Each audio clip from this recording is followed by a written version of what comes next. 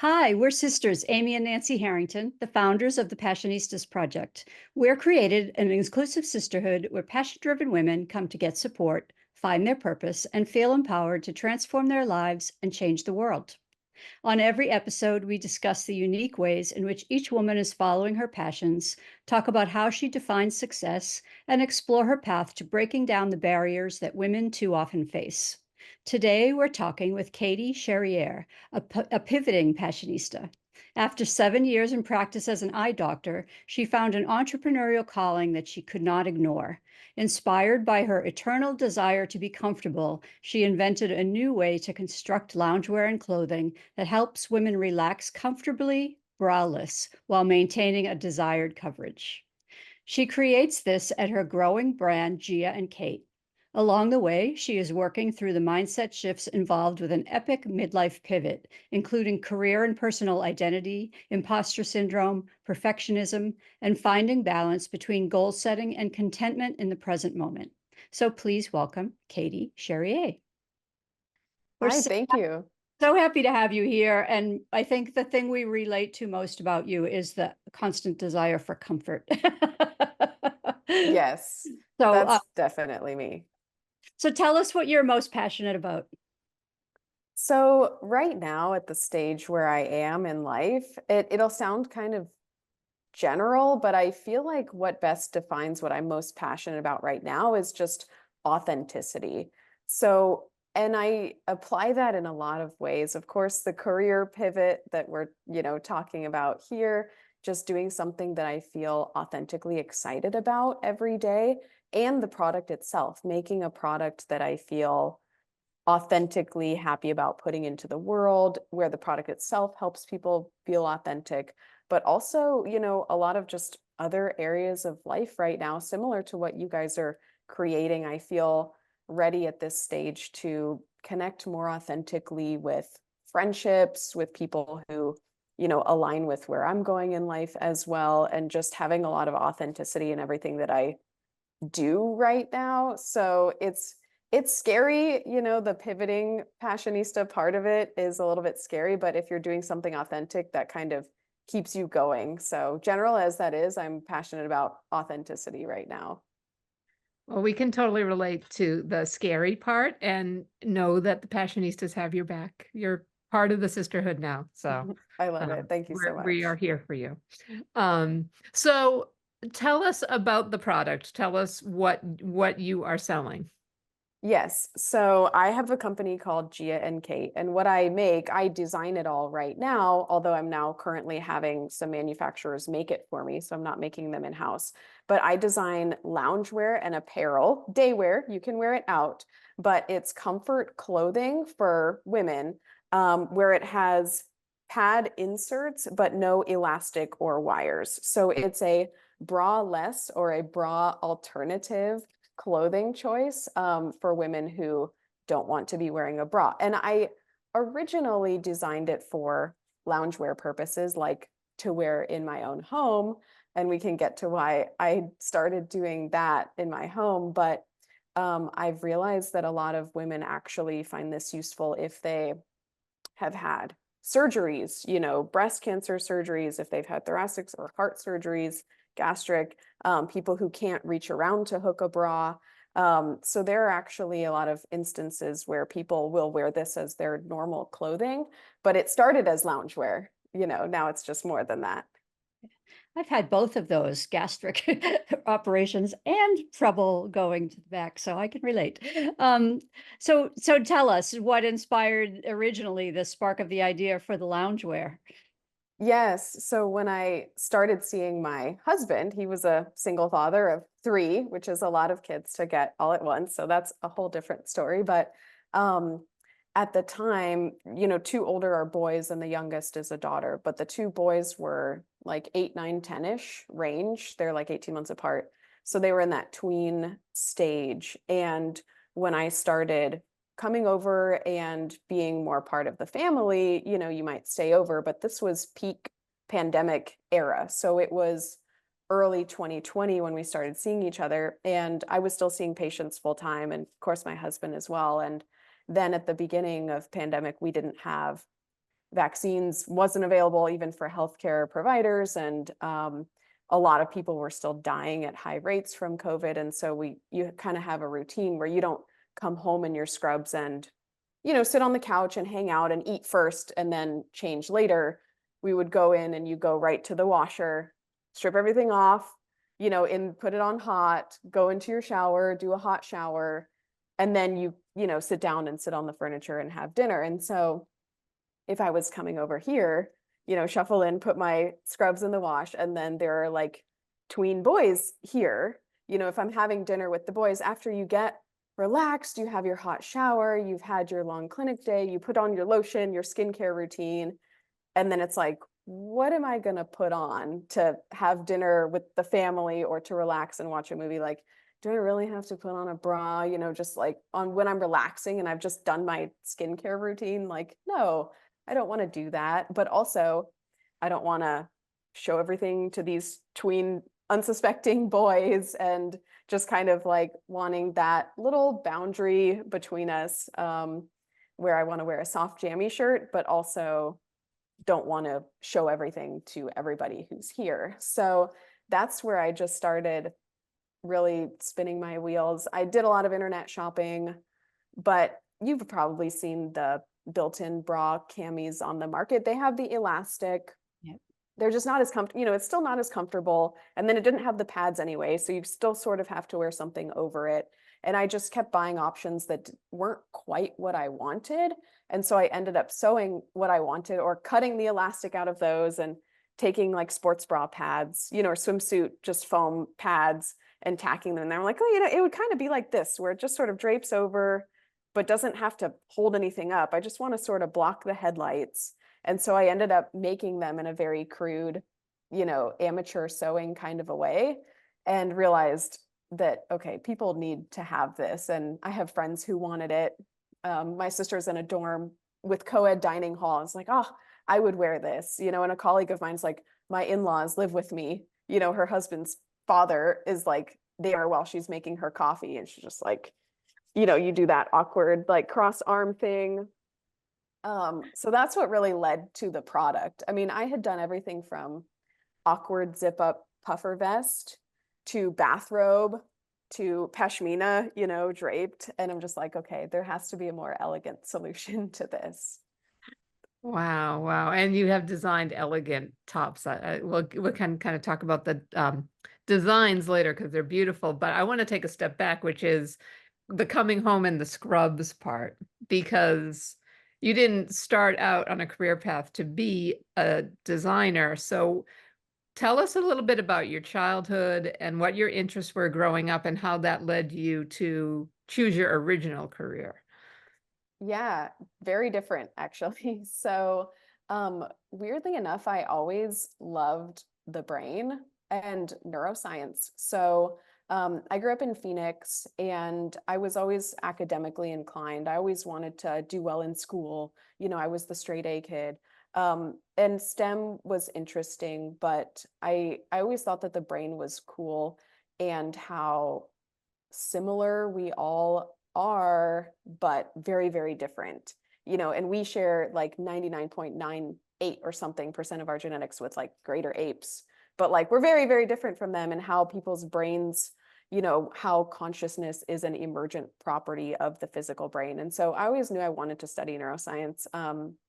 So that's what I did originally. I got a scholarship to Vanderbilt to study neuroscience. I got a neuroscience degree and was trying to figure out what I wanted to do with it, and took so many really interesting classes and really cool things. But I sort of, maybe unnecessarily so, but gave myself the reality check. The problems that I wanted to solve, of like, what makes us human, and, all this really crazy stuff. I was like, well, how, am I really going to solve this? And more practically, how can I use what I've learned? Do I want to be a researcher full time? Do I want to do surgeries?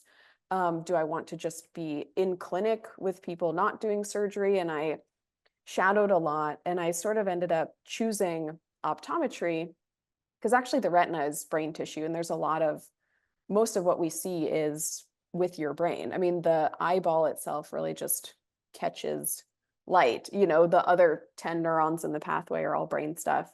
And so I sort of ended up in visual system from a love of neuroscience. And I kind of thought, well, optometry is great because maybe I can solve people's problems quickly in an office visit where they're not about to die. You know, they're not in severe pain. It has like less morbidity, mortality with it than, and I don't like spending time in hospitals. I mean, bless the people who do that full time, because people go there to have their worst day. But hospitals are just kind of rough places to be. And so I ended up choosing optometry just kind of by thinking that I would like, you know, bopping around and seeing patients and helping restore their sight. And it is fun. There are, of course, stressful parts to it and pros and cons, and a lot of flexibility with optometry. So you can see all kids, you can see no kids, you can see you can do a really wide range of things with that. So yeah, that's how I ended up in Houston, was going to optometry school here, and then ended up just in eye care in general. And so did you ever have an entrepreneurial spirit? Was there always something in you that wanted to do your own thing? Or is it just really the inspiration from being at your boyfriend's house? Right. Probably deep down. I think I was always making stuff like slightly different than what it was. And so the idea of taking a top or a built-in shelf cami and being like, well, if I just cut it and add these pads, then it would be perfect. I've always done kind of workaround stuff like that. You know, my room at home was like, oh, I took part of this table and broke off the legs and attached it to the wall. And like, I was always doing slightly weird makeshift things. And so that part kind of tracks. I'm not sure that I pictured being a business person, you know, a business owner, because that path just really wasn't modeled for me. My parents were lawyers, and so it was kind of like, oh, you work and then, you know, you work during the week and then on the weekends you can not work, rather than being an owner or having that flexibility. That I really hadn't seen until much later. And I think the pandemic in some ways did that for all of us, when, oh, things that used to be in person are now remote, or things that used to be done in a corporate setting now people can do from them for themselves, and freelance market and e-commerce became so much lower barrier to entry than it ever was. And so I didn't really think of that as being possible, being like self-employed or anything, until much later. But as a kid, I would go around the neighborhood like offering to knock on doors and clean up their leaves for a few dollars. But I don't know if that counts really. I think it does. I think it shows some, you know, self-motivation, and I feel like that's a huge part of entrepreneurship. So you're doing this for yourself and you're comfortable, and now all your friends are starting to see it and go, oh, I want that. How did you finally make the decision to make this a business, and not having been an entrepreneur, how did you learn how to make that happen? Still learning is the honest answer. So, I really decided once I made one and it worked. There was a local pattern maker here in Houston, and she didn't end up being able to like scale and make many or make them quickly or any like that. But I had a top that I wanted to add the pads to, and instead of doing it myself, I said, hey, brought it, can you make something like this and have the pads in and just have it be a drape? Because at first she told me, well, no, without the elastic, it'll ride up. You know, it won't stay down, and there's a reason that nobody's made it like this. I was like, well, you know, try. And when I put it on, I was like, okay, this kind of works. That's when I knew that I had something that other people would want. And that's when I started looking more seriously into, okay, could I scale something like this? Could I give it to other women? Could I do other designs? And that was like probably mid or late 2020. So yeah, when I really tried one that was made well by somebody who wasn't me, that's when I knew that it could work. Yeah. And so then how did you transition from starting this? Like, what was the timing? When did you stop the optometry and start doing this full time? Or have you? Well, kind of, and just recently. So I made an LLC in like early 2021. But whether it's a mistake or a good idea, I decided to just do everything like myself, which just goes a lot more slowly, especially when you are working full-time seeing patients. So I self-funded and self-taught, building a website on Shopify and, doing all the things myself just by Google University and doing it that way. So that was mid 2021. And then I actually had the website and enough of the tops to open up shop in like April of 2022. And then, so now here we are, that's about 2 years. And I just here in April of 24 stopped seeing patients at the clinic where I was. But in part, I'm still part-time in optometry because my husband's still seeing patients full-time so he always owned his own practice. And I worked for a cornea surgeon in town.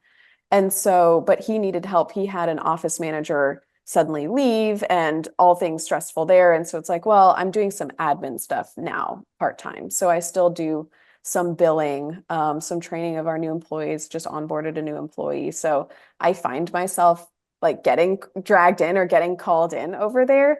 Even if he'll just say, hey, I saw this patient and it said this, and we'll kind of consult on it. But I do end up doing a lot of paperwork over there still. So I'm still kind of part-time in optometry, but that's helpful to him because at least he has somebody who knows what's going on rather than hiring a stranger. But part of me transitioning out of my other clinic job was to be able to focus more attention on the business. So I've only had a few months of not seeing my own patients. What was the process like of finding a manufacturer? Very difficult, like shooting in the dark, really. So the first place, she ended up kind of promising that she could deliver, these dozens or a couple hundred of them, and was like, oh yeah, it'll take 8 weeks. And I paid up front 40%, or, maybe 40, 50%. And what was promised in 8 weeks ended up taking like more than 10 months. And so she would like finish a few and then, oh, you can come get them. And I would show up and be like, oh, they're not ready yet. And so it was actually kind of a nightmare for that first relationship. So that ate up almost like the first year of slowly getting a few of them. And then I did a lot of outreach, like Googling. There are places on the internet called like Maker's Row or Thomasnet. I spent a lot of time because I really wanted to manufacture in the US at first, cold calling anybody who listed that they did cut and sew manufacturing. So CMT, cut, make, and trim.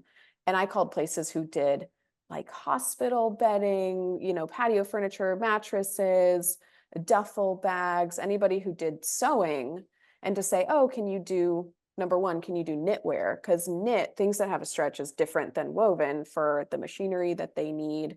Do you do knitwear? Do you do apparel? Are you willing to do women's? And most people said no, or didn't say anything at all. I found one place, a couple of options. And so I manufactured for a few styles out of a place in Georgia who had done some sportswear, and I found them.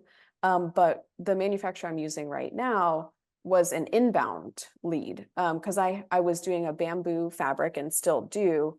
And this company, which is in China, was like, oh, we create bamboo pajamas. Do you want to be our client? I think they must have done a Google search of who's selling this and found that I am. So that's who I'm using now. I'd still want to bring it closer to home. So still like ongoing and you might, even as any kind of manufacturer, not ever want to put all of your eggs in one basket because say you're cruising along and then that factory, stops working for you or, goes out of business, then you're kind of sunk. So it was a lot of testing and trying, but the one that is working now was an inbound lead, weirdly enough. Yeah. So tell us about the process of educating consumers to a brand new product. How are you marketing it? How are you spreading the word? Yeah, it's not easy. And actually, that's my next big venture now is I do need to put myself out there more. Like I know if I were willing to go on TikTok and say, hey, like look what's under my shirt, then this would be faster. So that's probably my next big hurdle. Because thus far, many of my customers come from Google search themselves. but like organic search. So I need to, do more to like pay to be up on the top of those keywords. But women who are like my former self are out there Googling top that you don't have to wear, a bra with coverage pads. But it is a little difficult to kind of show and tell why it's different, why there's no elastic, how and why it still works. I do a lot of in-person markets. So seasonally, there are a lot of like holiday pop-ups. So usually each season I'll do a big handful of those. I have like 4 or 5 lined up here. The first one's next month because I guess holiday shopping starts in September. But yeah, so just showing her, I have a mannequin and I lift it up and I say, oh, look, I'm wearing it. And here's the underlayer. But it is kind of difficult that's been one of the harder parts is, I guess women's apparel is one of the most competitive niches anyway, but also explaining why it's different and why it's not just a shirt and why it's not just the usual shelf cami is definitely going to be more of a hurdle and continue to be until it becomes more of a ubiquitous product, I guess. I love the diagram you have on your website that shows how it works. Oh yeah, that was really helpful because we had the same reaction. Like we've had those. I used to wear those ones with the elasticy built-in bra all the time, and I hated them because they were tight and uncomfortable, and also they gave you that uni boob look. And what I love about your product is, you like you said, you have the flowy tops, but I was blown away when I saw that you have the like you have like the ruched, wrapped looking top and things like that. So talk about the like design. this, you mean? Aha. Yes, I love that. There That's it is. Yeah, this is the long sleeve one. That's my favorite style of top. And I was like, oh my God, I could wear that and not wear a bra.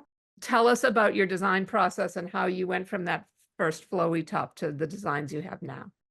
I still have some of the flowy designs as well. In fact, the fitted ones that I'm making next, that'll come out next month, feature the underlayer really attached to the front part.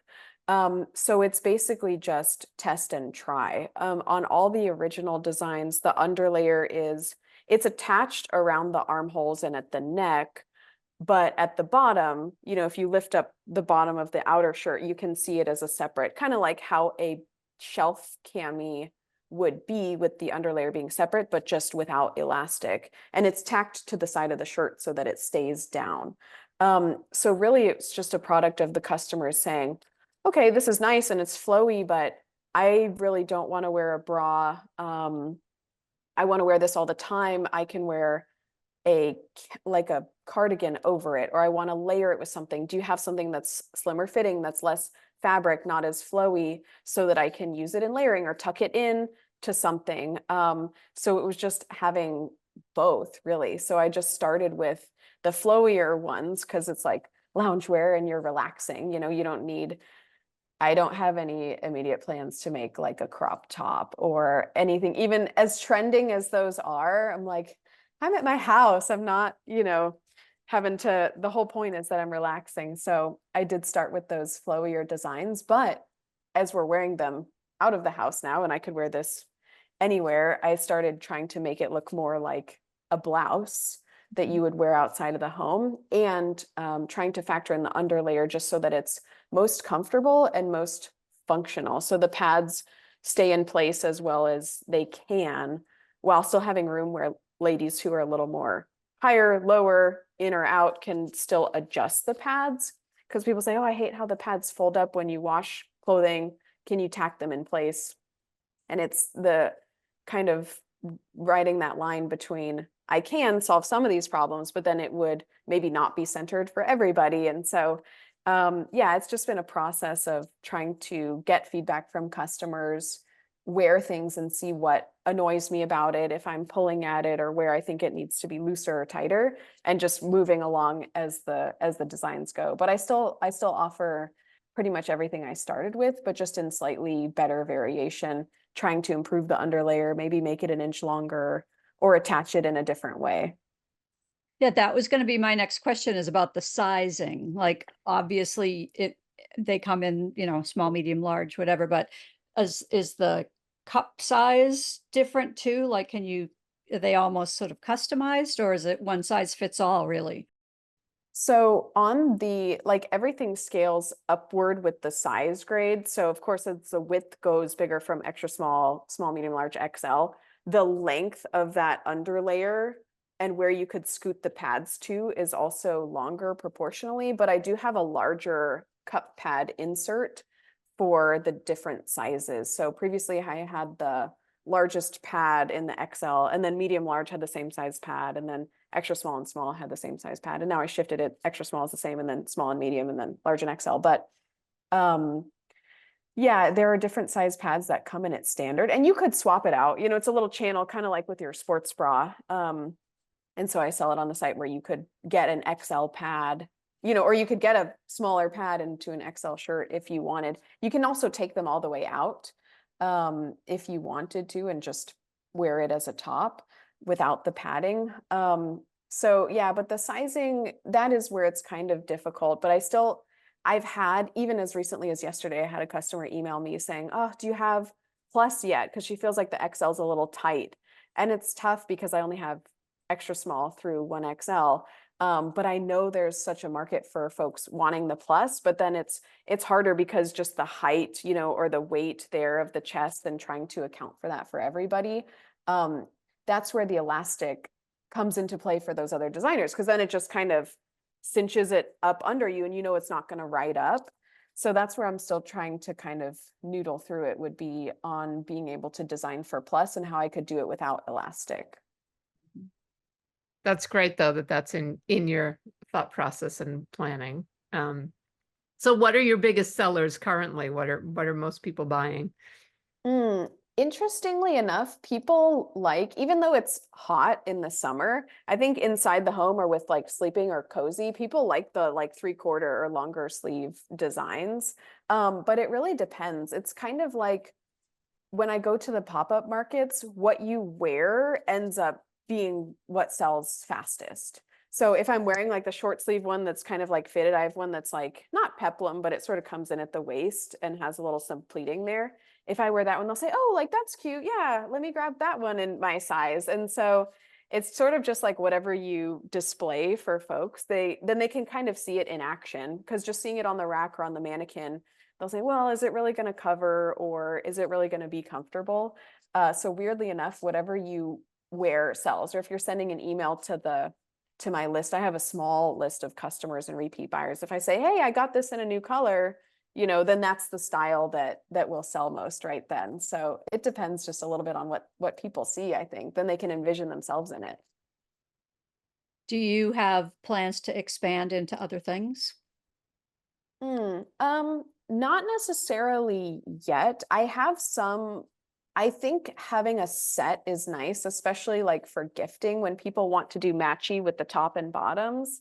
So I have some bottoms, which then there's nothing exciting, special, different about it. The way that the top is qualitatively different than other loungewear tops. It's just that it's a super stretchy, cozy bamboo pair of pants. And so I have a couple of pants. So getting into something like matching or sets I'm like right there, but it's hard to keep all the things and all the colors and the sizes together. So that would be probably the next, is just expanding more apparel. I've had some requests because this one, like the wrap style that I'm wearing, and the underlayer is somewhat detached here. They say, "Oh, like if that's really nursing friendly."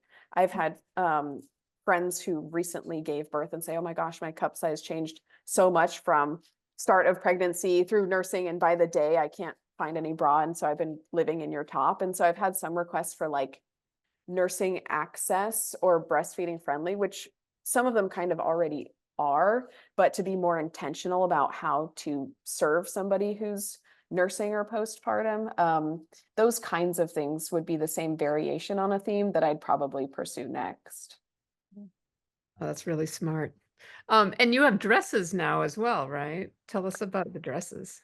Yeah, very similar. I mean, same concept. One of them is literally like the shirt, that comes in at the waist, but just lengthened the bottom.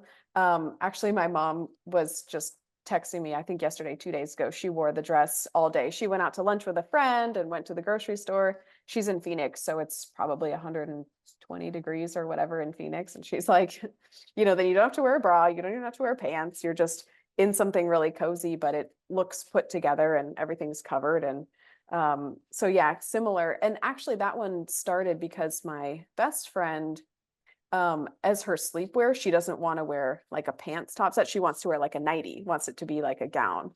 So I originally made that one for her, the first dress iteration, so that she could have it be lounging around the house. She hosts a lot, like friends staying over from out of town, out of town family. And so she's just like living in the dress, really.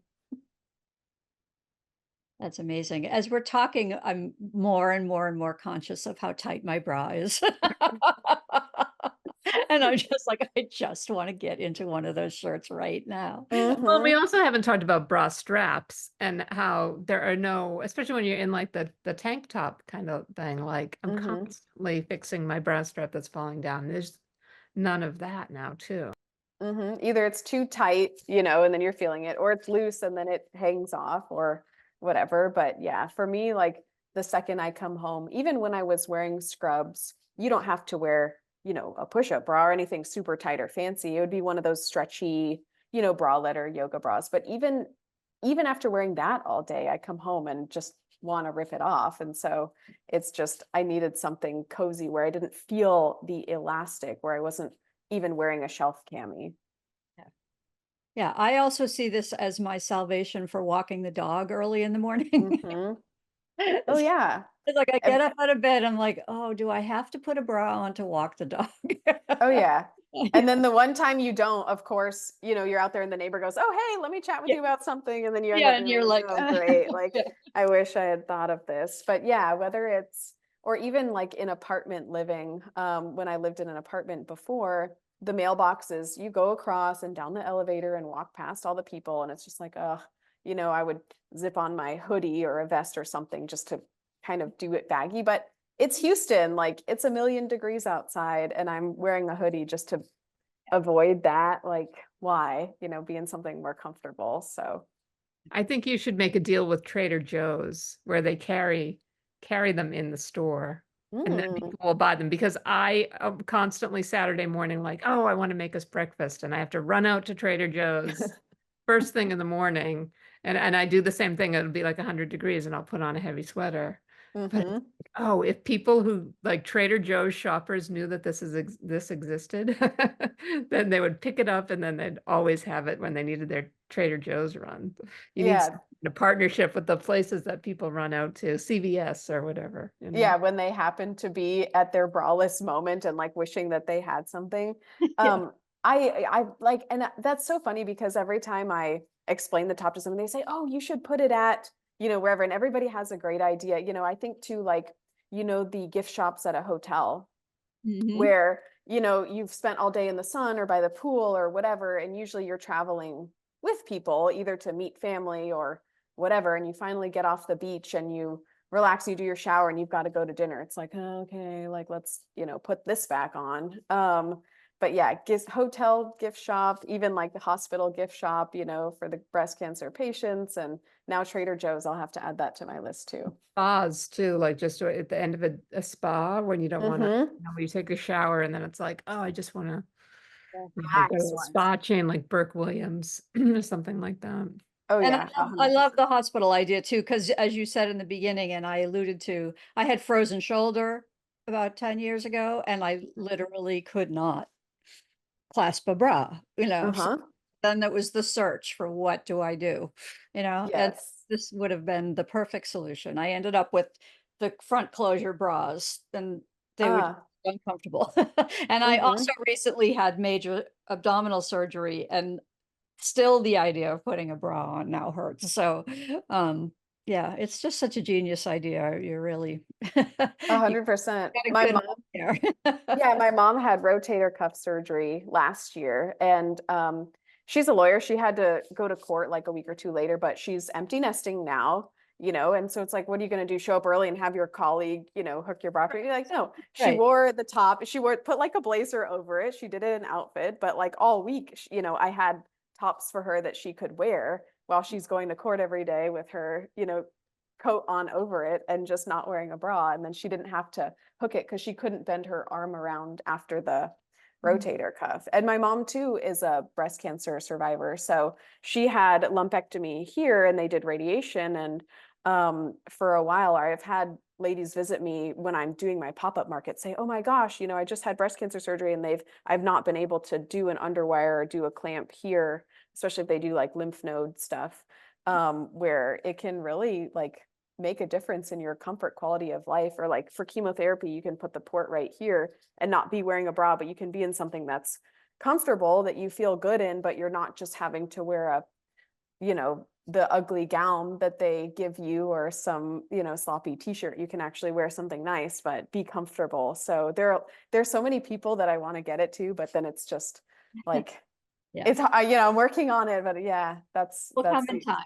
yes, of course. And don't even get me started on the idea of airplane travel. Oh, I haven't worn, I mean, to be honest, I mean, have I even had to wear a bra when I didn't want to since I started designing these? No, of course not. I've got a million, you know, all the samples or the colors I don't end up going with, you know, those are all my, you know, clothes now. So I have not worn a bra on a plane either.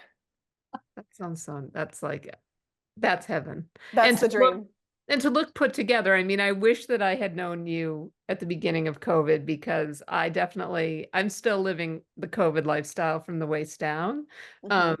But to be able to like do these Facebook lives and Zooms and everything and to be so comfortable and look put together is like, I think, you know, we all would have had different looking Zoom meetings had we known about you back then. Right. And that's still so much a reality. So many companies that now are either hybrid or still remote when they realize that they didn't have to have an office space for everybody to commute to now that everybody can do their work on Zoom. So I think for a lot of folks, you know, staying at home and not putting on your bra is now the new normal. So Totally. So what's the biggest challenge that you've faced through all of this and how did you overcome it? oh gosh. I think sort of what you'd asked before was how do I explain a new product to people and get it to them?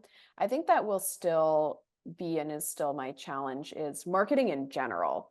I'm like a product focused person, so I can spend all day making it and tinkering with it and adjusting it and trying it on and perfecting the product. But the part of it where I can, you know, shout it out there or make the marketing about it and get it in front of people is sort of my weakest point. So I think just putting it out there in general, because I know that it's a good product and I know it can help people, but me overcoming those obstacles, whether they're financial, like, okay, am I going to pay for ads, or logistical, how to put it together, and am I going to choose Google or social media or what, to just mindset and saying, okay, nope, it is good enough. And the people who don't want it and it doesn't work for it, they can move along, and not being afraid of rejection or failure when you put something completely new out there. I think those combination of things make the marketing a new product aspect hardest for me. And I think it'll continue to be.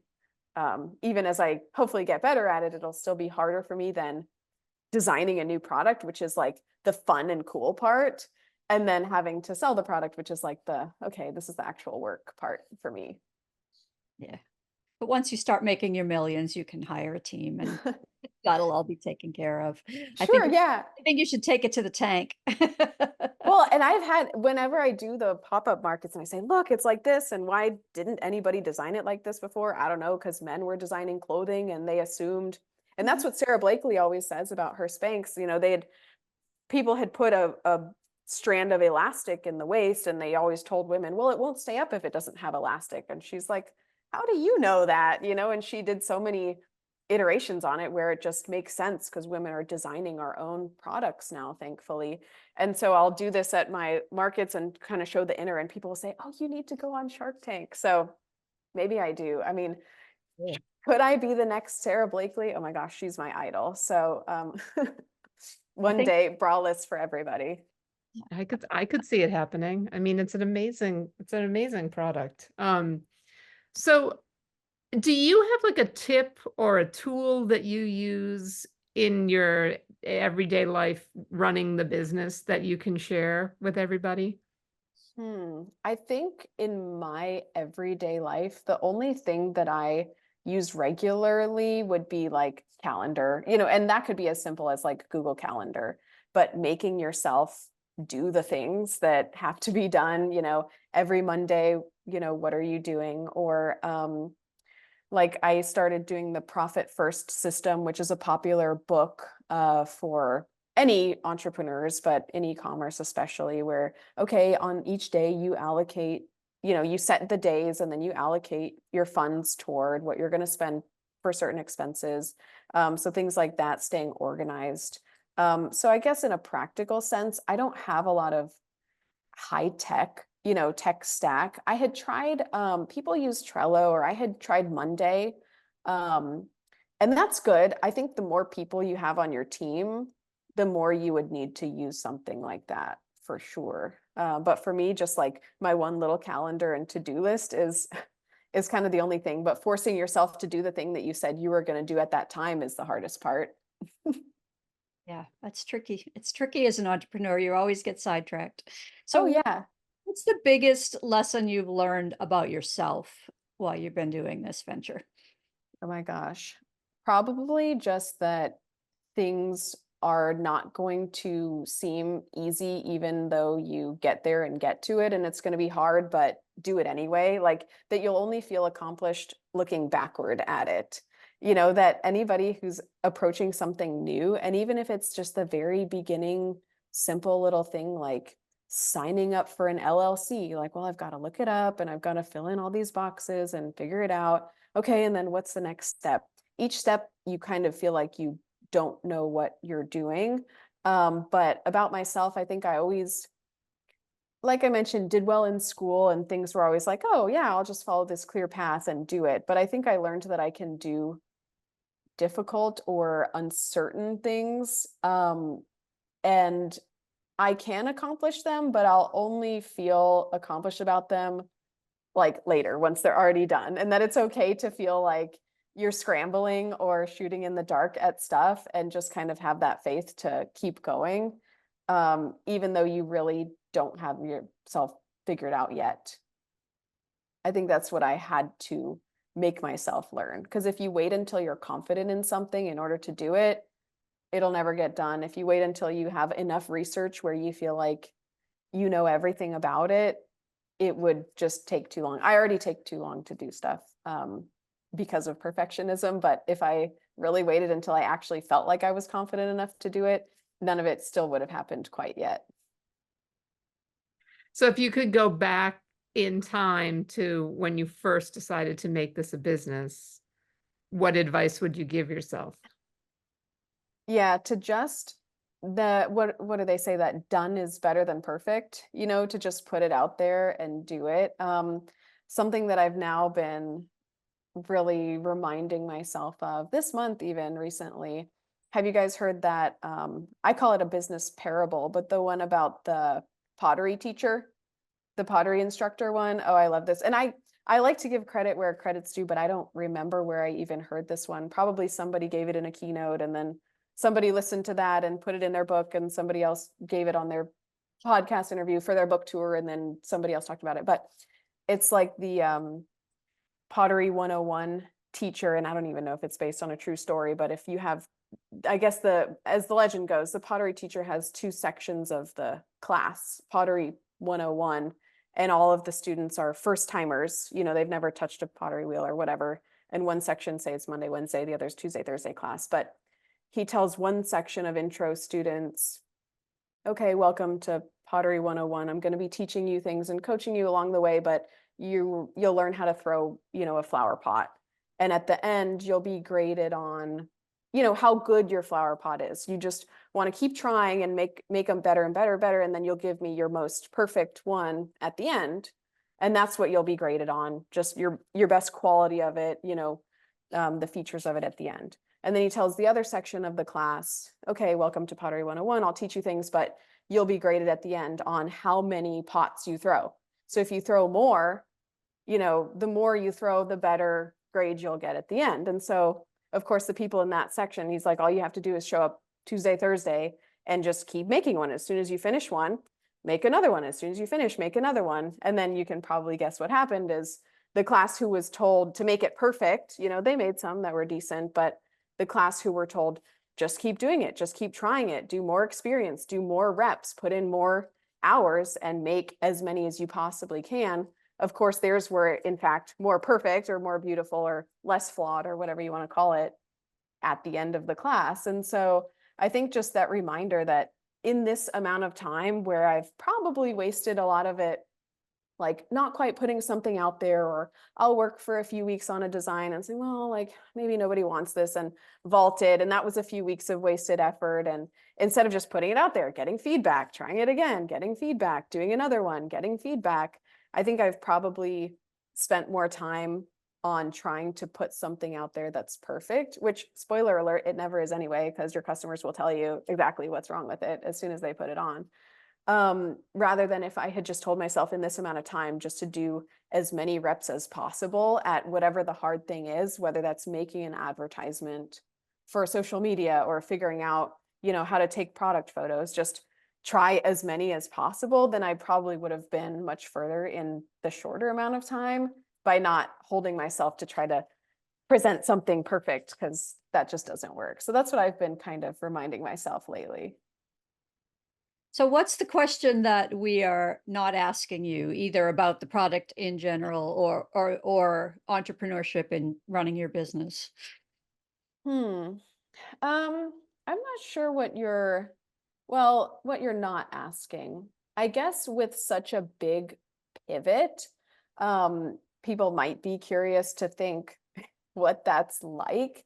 And I think, because something, it sort of sparked me. I think what I expected maybe for you to ask based on your intro was, you said you ask your guests how they define success. And I think about that, especially with a big career pivot, going from being in the clinic all day, seeing patients, and having a very structured day, compared to being an entrepreneur where I have to figure out what I'm supposed to do all day to make this work. And I think one of the interesting things to talk about is like how you do define success, because for some people it can be like a dollar amount or a level of recognition, or if I get my product into XYZ big box store, then it's a success. But I think where I'm at now is how I define success, is just that I don't dread Monday.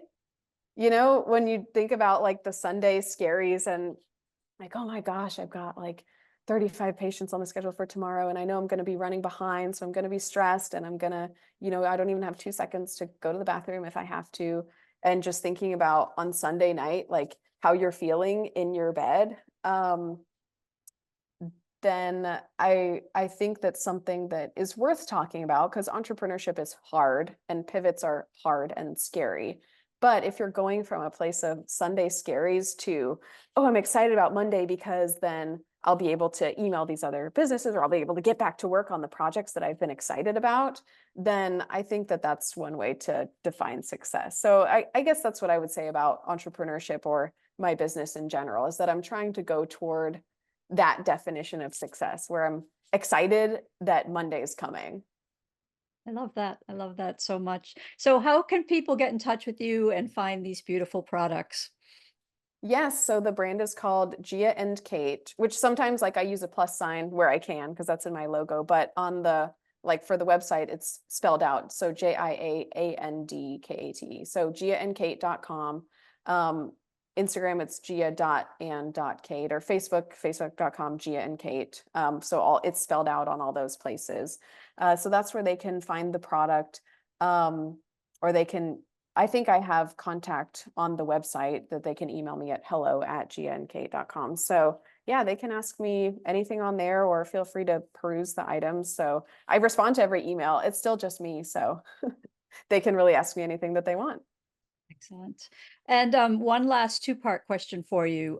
What's your dream for yourself, and what's your dream for women? Ooh. Um, I think my dream for myself, because it's pretty simple, and I almost kind of just said it, is that I look forward to every day. I think that having a life where you're really excited about what you're doing, whether that's career or whether that's, in your home or the connections that you have with your family, just being excited about all the things that you get to wake up and do, that's really the dream for me because and yes, financial success is important because that allows you to have more of those things that you're excited about. If you're excited about travel or having certain experiences, everything costs money. But to me, if I get to have the experiences that I want and be excited about every single day, who I get to connect with, what I get to do, the projects I get to work on, then that's what I want for myself. And for women, gosh, well, I want that for all women too, whether you're excited about homesteading and homeschooling your kids or going off to work and being a CEO or anything in between. I think if you can be supported enough by your community, by the people in your life, friendships, family members, and get to do what you're excited about every day, then everybody would be happier. Nobody would feel like they have to get up and have to do something that they don't love. So I really want that for people, however that looks in their own lives. Thanks for listening to the Passionistas Project. Since we're not only business partners, but best friends and real-life sisters, we know how unique and truly special our situation is. We know so many solopreneurs, activists, women seeking their purpose, and more, who are out there doing it all on their own. They often tell us they wish they had what we have. So we've created a space for them and you to join our sisterhood, where trust, acceptance, and support are the cornerstones of our community. By joining, you become part of our family. We'll give you all of our sis tips on building meaningful relationships through the power of sisterhood and all the tools you need to thrive in 3 key areas: business growth, personal development, and social impact. You'll learn from our panel of Power Passionistas who are experts on topics like transformational leadership, letting go of perfectionism, the power of community, and so much more. You can connect with like-minded women and gender non-conforming, non-binary people who share your values and goals in chat spaces, at online Passionistas pajama parties, and virtual and in-person meetups. And you can register for our exclusive series of online courses designed to help you tap into your intuition, find your purpose, bring your mission to fruition, and integrate diversity, equity, and inclusion in every aspect of your plan. Be sure to visit thepassionistasproject.com to sign up for our free membership to join our worldwide sisterhood of passion-driven women who come to get support, find their purpose, and feel empowered to transform their lives and change the world. We'll be back next week with another Passionista who's defining success on her own terms and breaking down the barriers for herself and women everywhere. Until then, stay passionate.